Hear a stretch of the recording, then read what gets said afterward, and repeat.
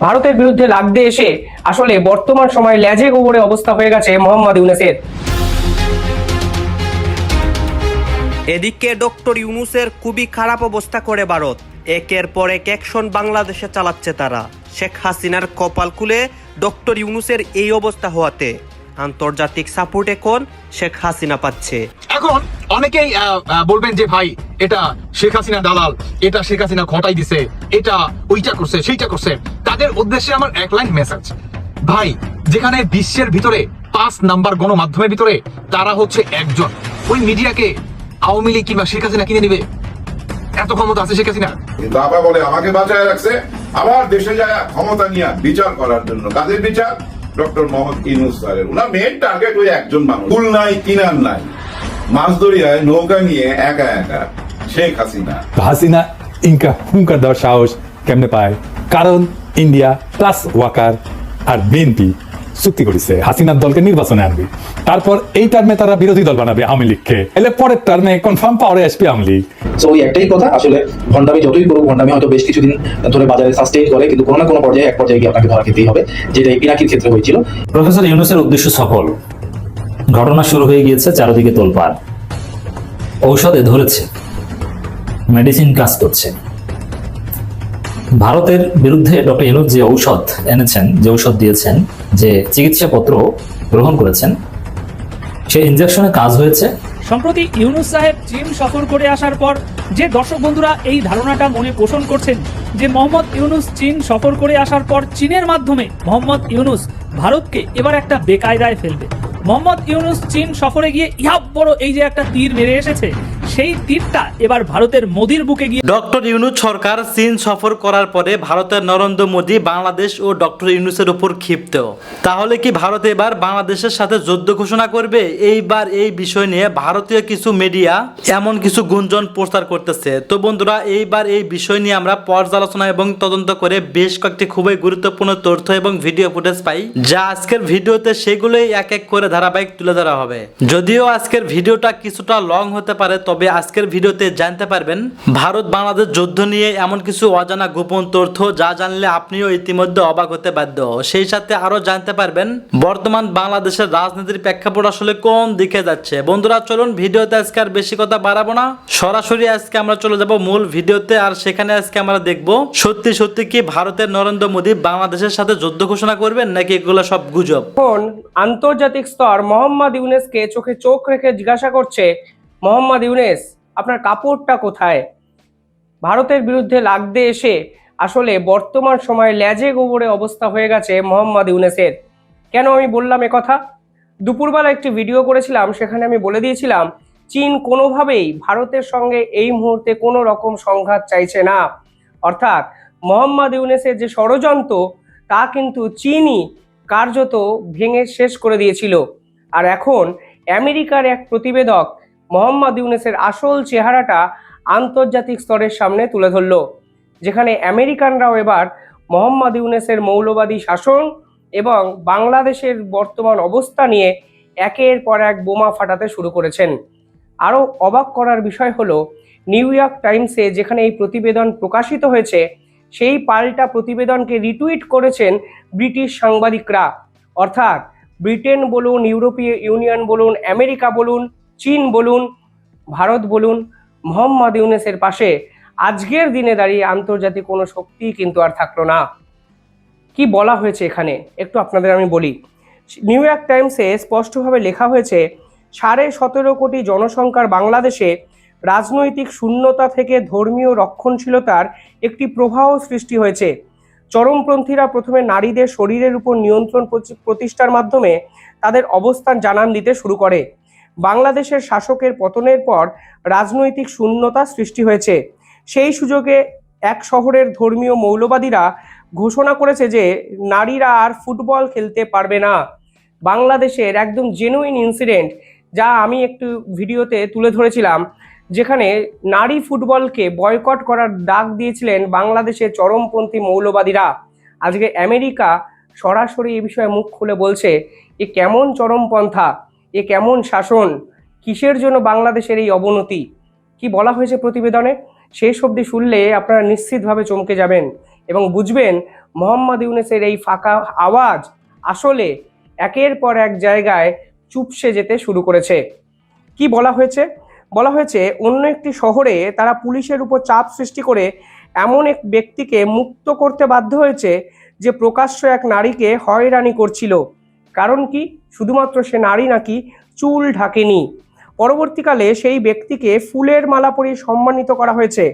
এরপর আরও উগ্র দাবি সামনে আসে।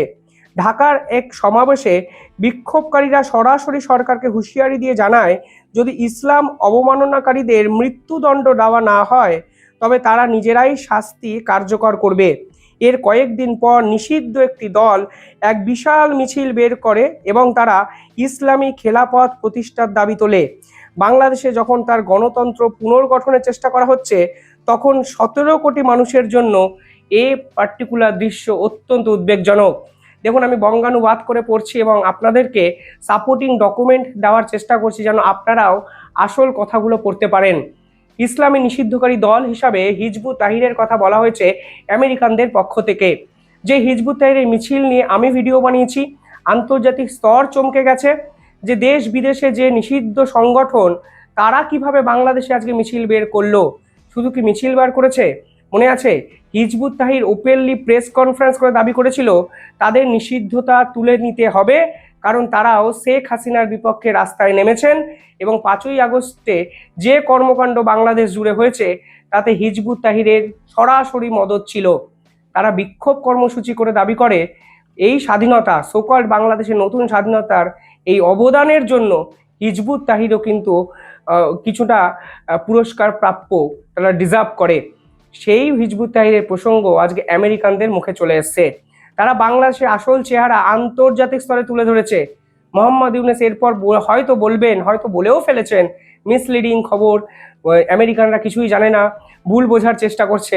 কিন্তু আসলে হিজবুত তাহরিরের ওই ভিডিও ফুটেজ, ওই ক্লিপিংস, এমনকি মেয়েদের ফুটবল খেলার বিপক্ষে চরমপন্থী মৌলবাদীদের ওই আচরণের ফুটেজ আজকে সোশ্যাল নেটওয়ার্কে ভাইরাল। একাধিক ভারতীয় মিডিয়া প্রচার করেছে, আপনারা চাইলে সহজেই খুঁজে দেখতে পারেন। তবে এখানেই শেষ নয়, আর কি বলা হয়েছে? এখানে যে বলা হয়েছে বেশ কিছু ইসলামপন্থী দল এবং সংগঠনের প্রতিনিধিদের সাক্ষাৎকার নেওয়া হয়েছে। তারা দাবি করেছে কিছুকাল আগেও কিছু সংগঠন নিষিদ্ধ ছিল এবং বাংলাদেশকে তারা আরও মৌলবাদী পথে নিয়ে যেতে চায় এবং বাইরের যে বিশ্ব, এই বাইরের বিশ্বে খুব কমই নজরে এসেছে। মানে ওরা যেরকমভাবে বাংলাদেশ করতে চাইছে বহির্বিশ্বে সেই বাংলাদেশ কিন্তু দেখা যায়নি। অর্থাৎ খিলাফত শাসন, আইনের শাসন এই বাংলাদেশে আর চলবে না।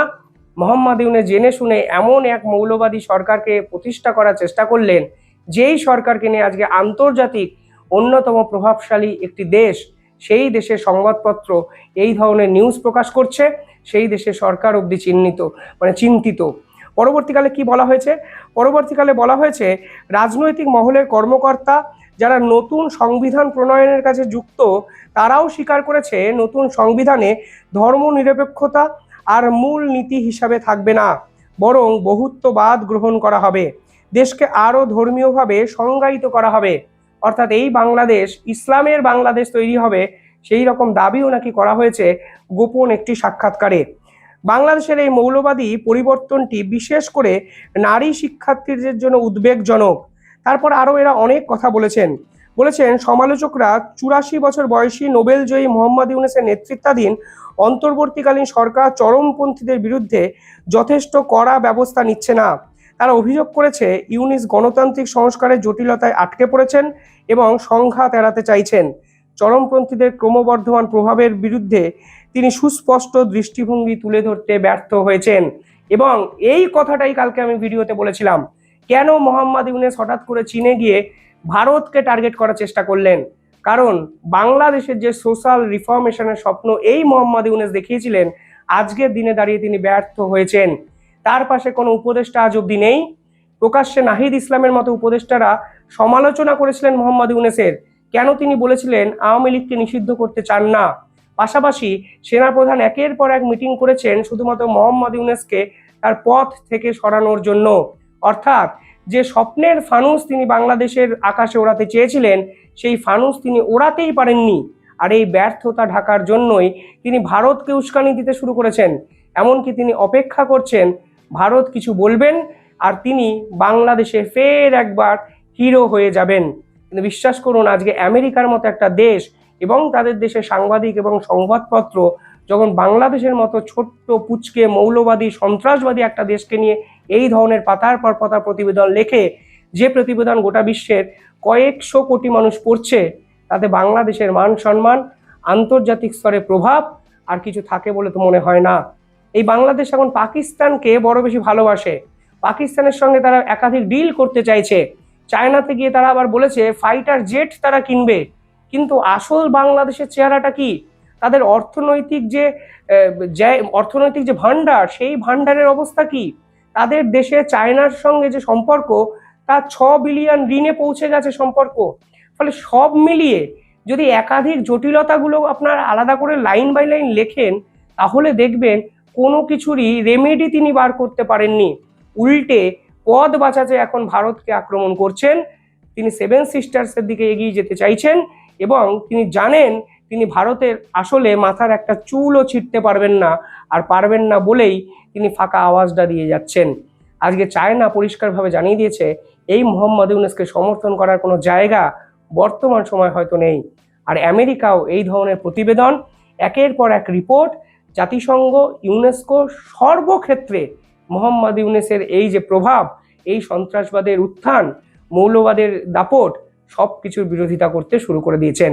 অর্থাৎ মোহাম্মদ ইউনূস যে কাপড়টা এখন গায়ে দিয়ে আছেন, সেই কাপড়টাও আন্তর্জাতিক স্তর টেনে হিচড়ে তাকে উলঙ্গ করে দিচ্ছেন সমাজের সামনে। আর মোহাম্মদ ইউনূস সে 6 মাসে কতগুলো প্রেস কনফারেন্স করেছে জানেন? এবং প্রেস কনফারেন্স করে একই কথা বলতে হয়েছে যে মিসলিডিং ইনফরমেশন, সংখ্যালঘুরা সুরক্ষিত, বাংলাদেশের হিজবুত তাহির বেরোয়নি, বাংলাদেশের পতাকার কেউ অসম্মান করেনি, বাংলাদেশের নারীদের শৃঙ্খলা আছে, নারীদের সুরক্ষা আছে, বাংলাদেশের আইনের শাসন চলছে, বাংলাদেশের বস্ত্রশিল্পীরা ভালো আছে, বাংলাদেশের ব্যাংক দেউলিয়া হয়নি। অর্থাৎ বারংবার প্রেস কনফারেন্স করে এই ধরনের বিবৃতি দিতে হচ্ছে, অথচ আসল সমস্যাগুলো তিনি সমাধানই করতে পারলেন না। এই তো সোনার বাংলাদেশ। প্রথমে হাসিনার জন্য লড়লেন ভারতের সঙ্গে, রেড পোল না কোথায় চলে গেছেন বললেন, পরবর্তীকালে ভারতকে চিঠি দিলেন, রাজি হলো না ভারত, ভারতকে চিঠি দিয়ে ফের একবার বৈঠকের চেষ্টা করলেন, ভারত পাল্টা আক্রমণ করলো, কোনো জায়গায় দিল না মোহাম্মদ ইউনূসকে। তারপরে চীনে গিয়ে ভারতকে উস্কানোর চেষ্টা করলেন, ভারত মোহাম্মদ ইউনূসের কথাকে পাত্তাই দিচ্ছে না। এবার আমেরিকানরা মোহাম্মদ ইউনূসের এই অসভ্যতামিকে একটু বেশি পাত্তা দিতে শুরু করেছে। মনে রাখবেন, তুলসী গ্যাবার্ট এবং অজিত ডোভাল ভারতবর্ষে এসে এই মৌলবাদ নিয়ে কিন্তু মিটিং করেছেন। তুলসী গ্যাবার্ট স্বয়ং এই মৌলবাদের উত্থান নিয়ে প্রশ্নচিহ্ন তুলেছেন এবং মোহাম্মদ ইউনূসের এই সন্ত্রাসবাদী কার্যকলাপ নিয়ে বড় সড় সংশয় প্রকাশ করেছেন। এরপরে তুলসী গ্যাবার্টের বিরোধিতা করা শুরু করেছিল বাংলাদেশের এই তরুণ ছাত্রনেতা উপদেষ্টারা। এরপরেও আমেরিকা আন্তর্জাতিক স্তরে যেভাবে বাংলাদেশের মান সম্মানকে সব শেষ করে দিচ্ছে, বিশ্বাস করুন ফরেন ইনভেস্টমেন্ট তো অনেক দূরের কথা, পরবর্তীকালে বাংলাদেশে যেতেই হয়তো সকলে ভয় পাবে। প্রফেসর ইউনূসের উদ্দেশ্য সফল, ঘটনা শুরু হয়ে গিয়েছে, চারদিকে তোলপাড়, ঔষধে ধরেছে, মেডিসিন কাজ করছে। ভারতের বিরুদ্ধে ডক্টর ইউনূস যে ঔষধ এনেছেন, যে ঔষধ দিয়েছেন, যে চিকিৎসাপত্র গ্রহণ করেছেন, সে ইনজেকশনে কাজ হয়েছে, ভারতের দৌড়দৌড়ি নড়াচড়া শুরু হয়ে গিয়েছে। আপনারা জানেন যে প্রফেসর ইউনূস চীন সফর করেছেন। এই চীন সফর অবশ্যম্ভাবীভাবে প্রত্যাশার চাইতে বেশি সফল। চীনের প্রেসিডেন্ট ডক্টর ইউনূসের প্রতি যে হৃদ্যতা দেখিয়েছেন, যে সমর্থন দেখিয়েছেন, যে বিরল ঘটনা ঘটিয়েছেন, গ্রেট হলের বাইরে গিয়ে তাকে রিসিভ করেছেন, গ্রুপ ফটো তুলেছেন রীতিভঙ্গ করে, এবং নিজ দপ্তরে অনেক ফাইল নিয়েছেন যেটা শি জিনপিং নিজের দপ্তরে রাখেন না, কিন্তু প্রফেসর ইউনূসের সম্মানে আলাদা রেখেছেন। এগুলো তো একটা উদ্দেশ্য ছিল যে না, আমরা কিছু ঋণ পাবো, ঋণের প্রতিশ্রুতি, সুদ হার কমানো, ঋণের মেয়াদ বাড়ানো ইত্যাদি ইত্যাদি, এগুলো তো হয়েছে। মংলা বন্দরে তারা হিউজ ইনভেস্টমেন্ট করবে, নানান কিছু। কিন্তু এই সফরে আরেকটা উদ্দেশ্য ছিল ভারতকে বার্তা দেওয়া। জিওপলিটিক্স, ইকোনমিক্সের ঊর্ধ্বে জিওপলিটিক্স ছিল এই চীন সফরে আর একটা উদ্দেশ্য, সেই উদ্দেশ্য সফল। এর মানে ভারতকে ভয় দেখানো যে তোমরা বাংলাদেশের সাথে ফাজলামি বন্ধ করো, ন্যায্যতার ভিত্তিতে বন্ধুত্বপূর্ণ সম্পর্ক রাখো, প্রভুগিরি দেখাতে যেও না, আমরাও কিন্তু তোমাদেরকে বিব্রত করতে পারি, অর্থাৎ তোমাদের গোনার টাইম আমাদের নেই, এরকম একটা বার্তা দেওয়া। বাংলাদেশকে যেন ভারত সমীহ করে, বাংলাদেশকে যেন দাস হিসেবে ট্রিট না করে। ভারত হাসিনা ক্ষমতায় থাকা অবস্থায় বাংলাদেশকে তাদের একটা কলোনি মনে করত। এখন বাংলাদেশ কারো কলোনি না, বাংলাদেশ এখন স্বাধীন সার্বভৌম। এই জিনিসটা হারে হারে ভারতকে টের পাইয়ে দেওয়া, এটা প্রফেসর ইউনূসের একটা উদ্দেশ্য ছিল, সেই উদ্দেশ্য সফল। খবর, সেভেন সিস্টার্স নিয়ে ডক্টর ইউনূসের মন্তব্যে ভারতীয় রাজনীতিবিদদের কড়া প্রতিক্রিয়া। চীনে যে কি করেছে এবং সেখানে সেভেন সিস্টার্স নিয়ে যে কথা বলেছে, ওইটি হচ্ছে ভারতকে স্ট্র্যাটেজিক বার্তা যে বাংলাদেশ নিয়ে ফাজলামি করবা, বরং তোমাদের স্থিতিশীলতার জন্য বাংলাদেশের কাছে তোমরা ধরা, বাংলাদেশের বিরুদ্ধে বাংলাদেশকে অস্থিতিশীল করার চেষ্টা করবা, আমরাও কিন্তু পারি। এই সেভেন সিস্টার্স নিয়ে প্রফেসর ইউনূস ক্ষমতা গ্রহণের পর অনেকবার কথা বলেছেন, স্ট্র্যাটেজিক বার্তা দিয়েছেন। ভারতের দুর্বল জায়গা কোনটা, কোন পয়েন্টে ধরে তাদেরকে ঘায়েল করতে হয়, এটা প্রফেসর ইউনূস নোস ওয়েল এবং তিনি কাজে লাগাচ্ছেন। সম্প্রতি চীন সফরে গিয়ে এক বক্তৃতায় ডক্টর মোহাম্মদ ইউনূস ভারতের 7টি উত্তর পূর্বাঞ্চলীয় রাজ্যকে স্থলবেষ্টিত বলে উল্লেখ করে বাংলাদেশকে এই অঞ্চলে সমুদ্রের অভিভাবক হিসেবে উল্লেখ করেন। এখন চীন সফরে গিয়ে এক বক্তৃতায় এই সেভেন সিস্টার্স স্থলবেষ্টিত আর বাংলাদেশ অভিভাবক, এর মানে ভারত এতদিন দাদাগিরি দেখিয়েছে যে ভারত মনে করেছে আমাদের কলোনি বাংলাদেশ, এবং ভারতের বিজেপির অনেক নেতাদের বক্তব্য শুনলে এরকমই মনে হতো, এবং কেউ কেউ বলতো যে আসুন আমরা বাংলাদেশ দখল করে ফেলি। কিন্তু প্রফেসর ইউনূস কি করেছেন, আরে ভাই আমরা আপনাদের গার্ডেন, আমরা অভিভাবক, আমরা রাজা, অর্থাৎ ফাজলামি বন্ধ করেন, হয় বন্ধুত্বের সম্পর্ক রাখেন, নাইলে কিন্তু আপনাদেরকে প্রজার মতো ট্রিট করব, এই হুমকির মধ্যে আছে। তারপর ল্যান্ডলকড, আর ল্যান্ডলকড কান্ট্রির গুরুত্ব নাই স্ট্র্যাটেজিক্যালি। আপনাদের সেভেন সিস্টার ল্যান্ডলকড, আর আমাদের ডিপ সি পোর্ট আছে, অতএব আমরা সমুদ্রের অভিভাবক, আমরা রাজা, আমরা অভিভাবক, আপনারা ধৈর্যা। ভারতকে এরকম কোনো কথা বাংলাদেশে কোনো রাষ্ট্রপ্রধান বলবে কি কল্পনা করেছেন? অকল্পনীয় ঘটনা শুরু হয়ে গেছে, এটা ঘটেছে বলছেন। এতেই কাজ হয়েছে, এই মেডিসিনই ধরেছে। ডক্টর ইউনূস সেখানে বলেছিলেন যে ভারতের পূর্বাঞ্চলে অবস্থিত সেভেন সিস্টার্স নামে পরিচিত 7টি রাজ্য সম্পূর্ণভাবে স্থলবেষ্টিত, সমুদ্রের সঙ্গে তাদের যোগাযোগের কোনো উপায় নেই, ফলে আমরা এই অঞ্চলের জন্য সমুদ্রের একমাত্র অভিভাবক এবং বাংলাদেশ অন্যদের জন্য প্রধান প্রবেশদ্বার হিসেবে কাজ করতে পারে। দেখেন, ভারত কিন্তু অনেক বড় রাষ্ট্র, অনেক সমুদ্র বন্দর আছে সেখানে, কিন্তু আলাদাভাবে সেভেন সিস্টার্সে আলাদা করে তার সাথে তুলনা করে বাংলাদেশকে অভিভাবক হিসেবে উপস্থাপন করার যে চরম স্মার্ট রাজনীতি, অনলি ডক্টর ইউনূস সেটাই পেরেছেন। প্রধান উপদেষ্টার এই মন্তব্য ভারতের রাজনৈতিক নেতা ও কূটনীতিকদের মধ্যে আলোচনার সৃষ্টি হয়েছে। এই আলোচনার সৃষ্টি করেছে মানে মেডিসিনে ধরেছে। ভারতের সেভেন সিস্টার্স নিয়ে ডক্টর ইউনূসের বক্তব্যে প্রতিক্রিয়া জানিয়েছেন দেশটির রাজনীতিবিদরা। ভারতীয় সংবাদ মাধ্যম এনডিটিভির এক প্রতিবেদনে বলা হয়, বাংলাদেশ অন্তর্বর্তী সরকারের প্রধান উপদেষ্টা বক্তব্য অত্যন্ত হতাশাজনক এবং নিরাপত্তা চ্যালেঞ্জ বলে মনে করছেন ভারতীয় রাজনীতিবিদ ও কূটনীতিকরা। আচ্ছা, নিরাপত্তা চ্যালেঞ্জ, এখন তোমরা কোন বাল ছেড়বা, কি করবা করো, দেখি। বাংলাদেশে হামলা করবা, করো না, সাহস থাকলে দেখি কতদূর মূলত।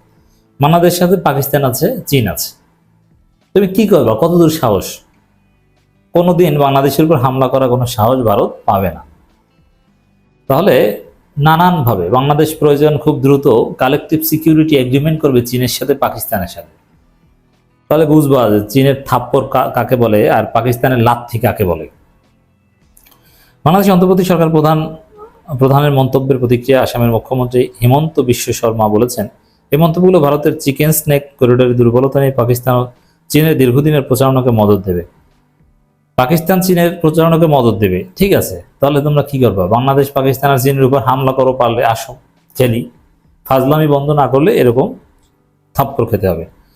উত্তর পূর্বকে মূল ভূখণ্ডের সঙ্গে সংযুক্ত করতে শক্তিশালী রেল ও সড়ক অবকাঠামো নির্মাণ জরুরি। আগে তো এই চিকেন নেক বাইপাস করে বাংলাদেশকে করিডোর হিসেবে ব্যবহার করে রেল লাইন অমুক তমুক কত কিছু করতে চেয়েছিলে, নিজেদের ভূখণ্ড মনে করতো বাংলাদেশ। এখন গেল কোথায় তোমার সেই চিকেন নেক বাইপাস করার খায়েশ?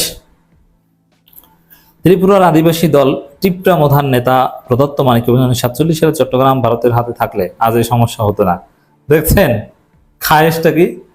মানে চট্টগ্রাম ভারতের হাতে, সিলেট তো নিয়েছিল একটা অংশ, আর কত কি দিনাজপুরের একটা অংশ নিয়েছে, তো চট্টগ্রামটাও ভারতের হাতে নেওয়া উচিত ছিল। মানে মামুবাড়ির আবদার, মামুবাড়ির দুহত্তরি, কেন সম্পত্তিটা আনলাম না, কেন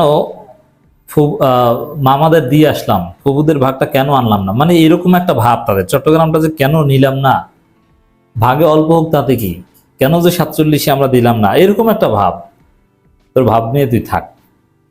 এটা ডক্টর ইউনূসের বাংলাদেশ কি কথা বলতে পারে, অকল্পনীয় ঘটনা দেখিয়ে দিয়েছে। দেখেন না, বাংলাদেশে নিযুক্ত প্রাক্তন ভারতীয় হাই কমিশনার বিনা সিকরি বলেন, উত্তর পূর্ব ভারত সমুদ্র প্রবেশাধিকার নিয়ে বাংলাদেশের সঙ্গে ইতিমধ্যে চুক্তি রয়েছে। প্রধান উপদেষ্টা মোহাম্মদ ইউনূসের মন্তব্য হতাশ, ওইসব চুক্তি ইউনূস গণে না, এ ধরনের মন্তব্য করার কোনো অধিকার তার নেই। হাসিনার সাথে চুক্তি, সেই চুক্তি ইউনূস গণে না। ডক্টর ইউনূসের বক্তব্যের প্রতিক্রিয়া জানাচ্ছে একাধিক কংগ্রেস নেতা পবন রেখার মধ্যে। তো এই যে তোলপাড়, এর অর্থ ডক্টর ইউনূসের মেডিসিন কাজ করছে। দর্শক, এভাবেই বাংলাদেশ ছোট রাষ্ট্র, কিন্তু বাংলাদেশ বিশ্বের দরবারে মাথা উঁচু করে দাঁড়াবে। আমরা সত্যিকার অর্থে স্বাধীন হয়েছি 2024-এর 5 আগস্ট। আমরা ভারতের এক ধরনের কলোনি ছিলাম। আধুনিক যুগে 21শ শতাব্দীতে কলোনি হয় এইভাবে, এটাকে ইন্টারন্যাশনাল রিলেশনসের ভাষায় বলে নিউ কলোনিয়ালিজম। এই নিউ কলোনিয়ালিজমের এই যুগে, এই বাস্তবতায় দর্শক,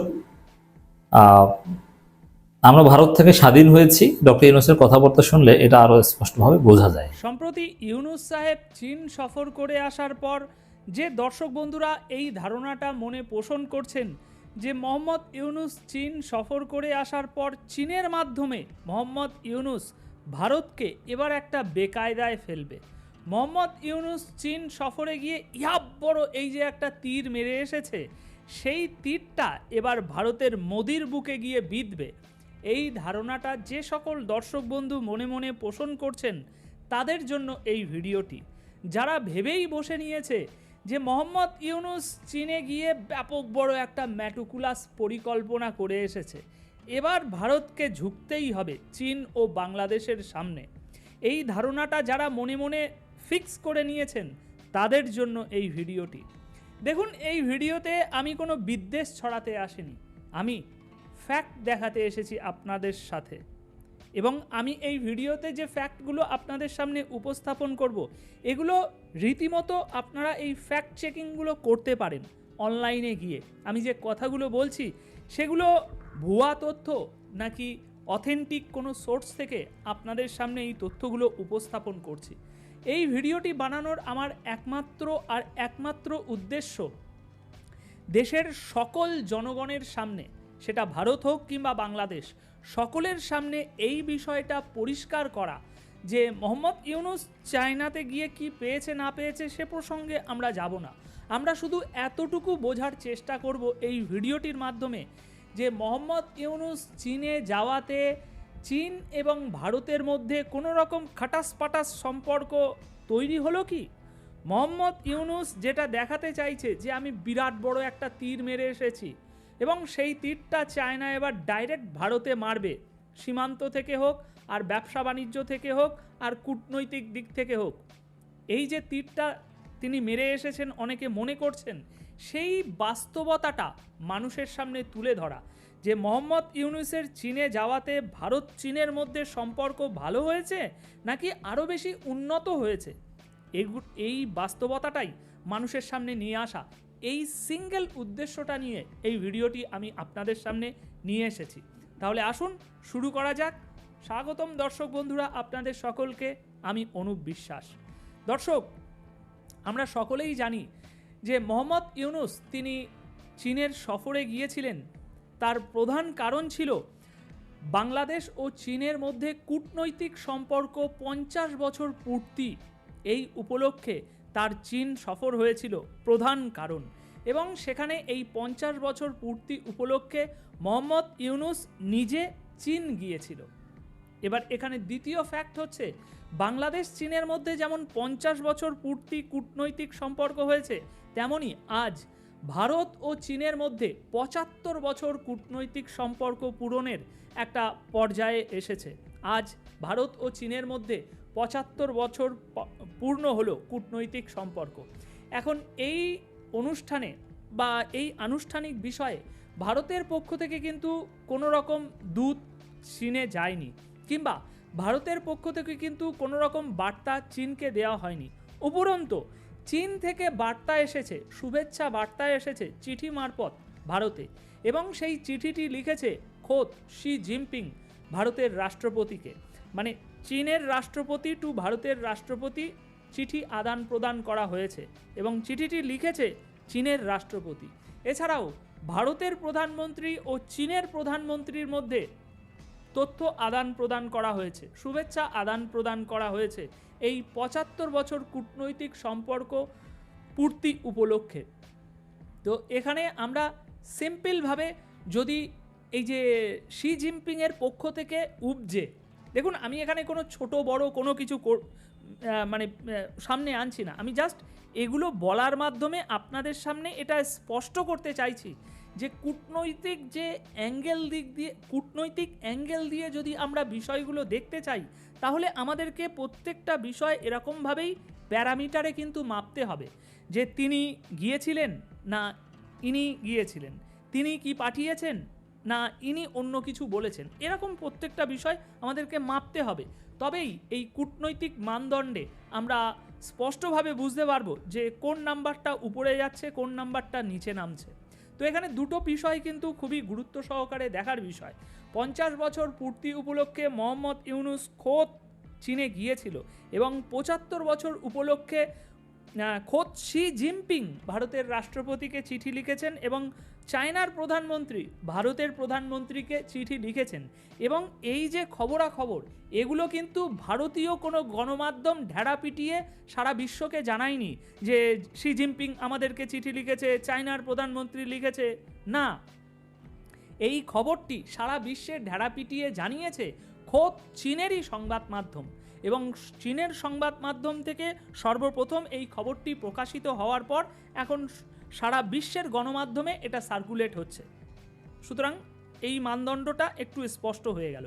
এবার আমরা যদি স্পষ্টভাবে দেখি যে চীনের রাষ্ট্রপতি ভারতের রাষ্ট্রপতিকে যে চিঠি পাঠিয়েছে, সেই চিঠিতে ঠিক তিনি কি কি শব্দ প্রয়োগ করেছে এবং চিঠিতে যে ভাষ্য তিনি লিখেছে, সেই ভাষ্যের অ্যাঙ্গেলটা কী ছিল, এটা যদি আমরা একটু বোঝার চেষ্টা করি তাহলেই বুঝতে পারবো অনেক কিছু।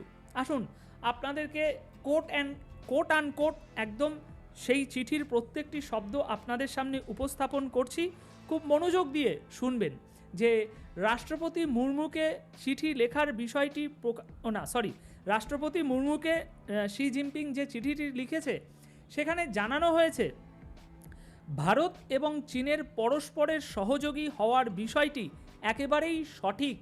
শি জিনপিং বলছে, জিনপিং দ্রৌপদীকে লেখা চিঠিতে আরও জানিয়েছেন ভবিষ্যতের কথা ভেবে দুই দেশের কৌশলগত দিক থেকে দ্বিপাক্ষিক সম্পর্ক গড়ে তোলা উচিত। কে বলছে? জিনপিং, যে দুই দেশের দ্বিপাক্ষিক সম্পর্ক গড়ে তোলা উচিত তার মত অনুযায়ী। এছাড়াও তিনি বলছেন যে পারস্পরিক বিশ্বাস সহাবস্থান গড়ে তুলতে দুজনকেই এগিয়ে আসতে হবে, দুই দেশকে বৃহত্তর গণতন্ত্রের কথাও প্রচার করতে হবে। খুব ভালো কথা, কিন্তু চীন কোন গণতন্ত্রের কথা প্রচার করতে বলছে আমার বোধগম্য হচ্ছে না, যেখানে একটি একদলীয় শাসন চলছে। এছাড়াও জিনপিংয়ের কথায় ভারত চীনের সম্পর্কের উন্নতির থেকে এটা স্পষ্ট যে দুই দেশের পারস্পরিক সহযোগিতার পথে হাঁটার সিদ্ধান্ত একেবারেই সঠিক। সুতরাং এখানে কিন্তু খুবই গুরুত্বপূর্ণ একটি কথা আছে। শি জিনপিং বলছে যে ভারত চীনের সম্পর্কের উন্নতির থেকে এটা স্পষ্ট যে দুই দেশ একে অপরের সাথে ইদানিং এই যে চলছে এটা একদম সঠিক পদক্ষেপ। সুতরাং এখানে আমরা স্পষ্ট একটা ধারণা পাচ্ছি যে জিনপিংয়ের মুখ থেকেই এটা বার হচ্ছে। মোদি সাহেব বা আমাদের মতো গণমাধ্যম কর্মী কিন্তু বলছে না, জিনপিংই বলছে এতদিন আমরা যেটা ঢেড়া পিটিয়ে আপনাদেরকে বোঝানোর চেষ্টা করেছি যে ভারত চীনের আগের যে সম্পর্ক ছিল সেটা কিন্তু এখন আর নেই। এখন কিন্তু ধীরে ধীরে দুই দেশ, হাতি এবং ড্রাগন, দুই দেশ বন্ধুত্বের দিকে এগিয়ে যাচ্ছে, সেটাই আপনি জিনপিংয়ের শব্দে শুনছেন। এছাড়াও তিনি বলছে দুই দেশ এবং তাদের নাগরিকদের জন্য ড্রাগন এবং হাতির এক ছন্দে নাচা প্রয়োজন। জিনপিং চিঠি দিয়ে আরও জানিয়েছেন ভারতের রাষ্ট্রপতিকে যে দুই দেশের কূটনৈতিক সম্পর্কের ৭৫ বছর পূর্তিতে ভারতের রাষ্ট্রপতির সঙ্গে কাজ করতে তিনি খুবই আগ্রহী। বিভিন্ন বিষয়ে দুই দেশের আদান প্রদান আরও বৃদ্ধি করার বিষয়েও তিনি উৎসুক। সুতরাং এখানে আর একটা পয়েন্ট কিন্তু বুঝুন, আমি কিন্তু ক্রিটিসাইজ করছি না, বারবার এই কথাটা বলে আপনাদেরকে স্মরণ করিয়ে দিচ্ছি, ফ্যাক্ট যাতে বুঝতে পারেন আপনারা। আমাদের মোহাম্মদ ইউনুস চীনে গিয়ে শি জিনপিংয়ের কাছে সবথেকে বেশি জোর দিয়ে যে বিষয়টা দাবি করেছে সেটা হচ্ছে বিনিয়োগ করুন, আমাদের দেশে বিনিয়োগ করুন। এবং গতকাল থেকে ভারতে যে চর্চাটা হচ্ছে যে বিষয়টা নিয়ে, মোহাম্মদ ইউনুসের যে বক্তব্যটি নিয়ে, সেটা এই বিনিয়োগের বিষয়েই কিন্তু, যে চীন তুমি বাংলাদেশে এসে বাংলাদেশের এই যে 7 সিস্টার সহ এই যে অঞ্চল আছে এখানে আমরা সমুদ্রের রাজা, সুতরাং এখানে তোমরা বিনিয়োগ করো। সুতরাং ইউনুস বারবার জিনপিংকে বিনিয়োগের জন্য আহ্বান জানাচ্ছে, অথচ জিনপিং নিজে বলছে যে কোথায় সেই লাইনটি, বিভিন্ন বিষয়ে দুই দেশের আদান প্রদান আরও বৃদ্ধি করার বিষয়ে তিনি উৎসুক। মানে দুই দেশের মধ্যে যেসব আদান প্রদান হয় সেগুলো আরও বৃদ্ধি করার বিষয়ে তিনি উৎসুক। এদিকে আমাদের ইউনুস উৎসুক হয়ে জিনপিংয়ের কাছে বাটি নিয়ে গিয়েছে, অথচ জিনপিং ভারতের সাথে এই আদান প্রদান করতে উৎসুক। আচ্ছা, তাছাড়াও ভারত চীন সীমান্তে শান্তি আনতে দুই দেশের কথাবার্তা সুযোগ বৃদ্ধির বিষয়েও জোর দিয়েছেন তিনি। সুতরাং এখানে একটা টেনে থাপ্পড় সেই সমস্ত মানুষদের মুখে যারা এখনও ভারত চীনের বর্ডার সংক্রান্ত বিষয় নিয়ে আমাদেরকে খোঁচা মারতে আসে, যে দেখো চীন তোমাদের এত কিলোমিটার দখল করে নিয়েছে। তাদের মুখে আজ চপেটাঘাত, কারণ জিনপিংয়ের মুখ থেকে তারা কি শুনছে? তারা শুনছে যে ভারত চীন সীমান্তে শান্তি আনতে দুই দেশের কথাবার্তা সংযোগ বৃদ্ধির বিষয়েও জোর দিয়েছেন জিনপিং। তিনি মনে করেন সারা দুনিয়ায় শান্তি সমৃদ্ধি ফেরাতে দুই দেশের আরও বেশি সক্রিয় হওয়া উচিত। জিনপিং চিঠিতে এও জানিয়েছেন যে ভারত এবং চীন দুই দেশেই প্রাচীনকালে সভ্যতা গড়ে উঠেছিল, সেই দুই দেশই এখন দ্রুত উন্নতির পথে হাঁটছে। এই পয়েন্টটাও কিন্তু অত্যন্ত গুরুত্বপূর্ণ, কারণ শি জিনপিং বিশ্বের একজন অত্যন্ত ক্ষমতাশালী রাষ্ট্রপতি। সেই রাষ্ট্রপতি যখন তার পার্শ্ববর্তী দেশের সাথে প্রাচীনকালের সভ্যতার কথা বলে, এখানে কিন্তু গভীর একটা তাৎপর্যের বিষয় আছে। কোন অ্যাঙ্গেলে এই কথাটা বলা হচ্ছে আমি বেশি বিশ্লেষণে যাচ্ছি না, আপনাদের সময়ের মূল্য আছে, সুতরাং বুঝে নিন। তো এই হচ্ছে চীনের রাষ্ট্রপতির তরফ থেকে ভারতের রাষ্ট্রপতিকে পাঠানোর চিঠিতে এই সমস্ত ভাষ্যগুলো ছিল। এখন ভারতের রাষ্ট্রপতির তরফ থেকেও সংক্ষেপে এর একটা রিপ্লাই দেওয়া হয়েছে। ভারতের রাষ্ট্রপতি মুর্মুও দুই দেশের বন্ধুত্বপূর্ণ সম্পর্কের উপরে জোর দিয়েছেন। তার প্রস্তাব দুই দেশের সম্পর্কের যে উন্নতি হয়েছে তা প্রচার করা হোক। মানে আমাদের মধ্যে যে সংশয়টা আছে, এই যেমন আমাদের পার্শ্ববর্তী ওই বাঁহাতে পাকিস্তান নামক একটা জাহিল দেশ আছে এবং তাদের উত্তরসূরি কিছু এই বাংলাদেশে আছে, তারা যে একটা বিভ্রান্তি ছড়ায় যে ভারত চীনের মধ্যে একটা শত্রুতা আছে এখনও, সেই শত্রুতার আমরা ফায়দা তুলব। সেই বিষয়ে আমাদের রাষ্ট্রপতি বলছে যে আমাদের যে বন্ধুত্বপূর্ণ সম্পর্কটা তৈরি হয়েছে সেটা সারা বিশ্বে এখন প্রচার করা হোক। আর সেক্ষেত্রে দুই দেশের কূটনৈতিক সম্পর্কের এই ৭৫ বছর পূর্তির আবহাওয়াকে একটি সুযোগ বলে ধরে নেওয়া হোক। মানে ৭৫ বছর কূটনৈতিক সম্পর্ক যে এত সুন্দরভাবে আমরা সেলিব্রেট করছি, এটাকেই প্রচার করার একটা বিষয় হিসাবে আমাদের সম্পর্ক প্রচার করার কথা ভারতের রাষ্ট্রপতি বলছে।